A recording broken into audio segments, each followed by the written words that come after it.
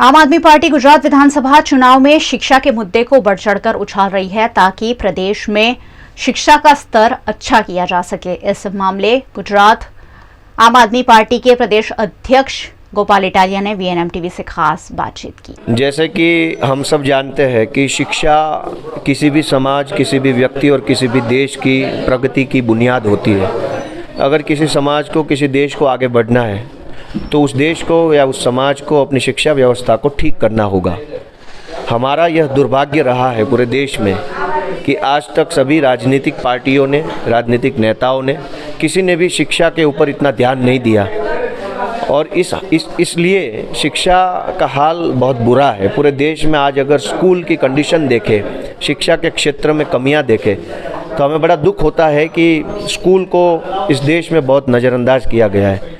लेकिन हमें गर्व है कि हमारे आम आदमी पार्टी ने और हमारे नेता अरविंद केजरीवाल जी ने शिक्षा के क्षेत्र में इतना शानदार काम किया कि पूरा देश ही नहीं, पूरी दुनिया में इसकी चर्चा है। अब लोग जानने भी लगे और मानने भी लगे कि सरकार अगर ईमानदार होती है तो स्कूल बन सकते हैं और स्कूल ठीक भी हो सकते हैं। तो इसी रो में, इसी क्रम में अगर हम आगे बढ़े तो गुजरात में आज हमें बड़े दुख के साथ कहना पड़ता है कि शिक्षा का व्यापारीकरण हुआ है, प्राइवेटाइजेशन हुआ है।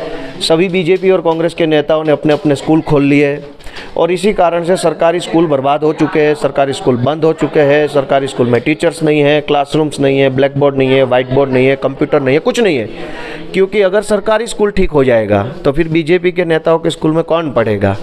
तो ये जो हमारा दुर्भाग्य है उसके सामने अब आम आदमी पार्टी लड़ने जा रही है, क्योंकि हम शिक्षा की पार्टी है, शिक्षित लोगों की पार्टी है, पढ़े लिखे लोग इस पार्टी का नेतृत्व कर रहे हैं और शिक्षा को बड़ी गंभीरता से समझ रहे हैं। तो गुजरात में जो प्राइवेट स्कूलों की मनमानी चल रही है उसके खिलाफ हम आने वाले दिनों में बड़ा प्रदर्शन करने जा रहे हैं। आज हम मुख्यमंत्री को एक ज्ञापन दे रहे हैं, एक लेटर लिख रहा हूँ मैं प्रदेश की ओर से, और उसमें उनको हमारी 5 मांगें रख रहा हूँ उनके सामने। माननीय मुख्यमंत्री जी को कह रहे हैं कि इन 5 मांगों पे आप अपना विचार विमर्श कीजिए और कुछ निर्णय लीजिए। अगर वो नहीं लेते तो 7 दिन के अंदर हम पूरे प्रदेश में प्राइवेट स्कूलों को लेकर जो हमारी 5 मांग है, जिसमें पहली मांग ये है कि प्राइवेट स्कूलों की फ़ीस जो बढ़ाई गई है उसको वापस ली जाए। ऐसा कैसे हो सकता है कि हर साल स्कूल फीस बढ़ाता जाए, मतलब पैसा कहाँ से आएगा आम आदमी के पास। कोरोना के बाद अब किसी के पास पैसा नहीं है। तो हमारी मांग है कि स्कूलों में जो फीस की बढ़ोतरी हुई है उसको वापस किया जाए। दूसरी हमारी मांग है कि डोनेशन प्रथा जो है, डोनेशन सिस्टम को बंद किया जाए और जो डोनेशन मांग रहा है उसके खिलाफ कड़ी कार्रवाई की जाए। हमारी तीसरी मांग है कि स्कूल, जो प्राइवेट स्कूल्स होते हैं, वो अभिभावकों को, पेरेंट्स को किसी प्री डिसाइडेड स्कूल से, किसी दुकान से, किसी एक ही दुकान से यूनिफॉर्म लेने के लिए या बच्चों के शूज़ और सॉक्स लेने के लिए या किताबें लेने के लिए बाध्य करता है और कहता है कि इसी दुकान से आपको सामान खरीदना है, जिस दुकान से उसको कमीशन मिलता है। तो दिल्ली में और पंजाब में आम आदमी पार्टी ने सरकार इस कमीशन खोरी को रोक दिया है, प्रतिबंध लगा दिया है कि कोई भी प्राइवेट स्कूल अभिभावकों को किसी एक ही दुकान से चीज़ें लेने के लिए बाध्य नहीं कर सकता है, उसको मजबूर नहीं बना सकता है। तो हम भी चाहते हैं कि गुजरात की सरकार भी ऐसा ऑर्डर करे कि गुजरात के प्राइवेट स्कूल किसी एक ही दुकान से सामान खरीदने के लिए अभिभावकों को परेशान ना करे।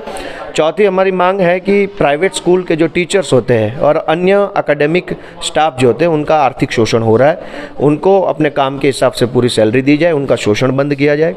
और 5वां है एफआरसी, जो गुजरात में बनी हुई है, जिसका पूरा नाम है फीस रेगुलेटरी कमेटी, जिसका काम है प्राइवेट स्कूलों की फ़ीस का नियंत्रण करना, नियमन करना।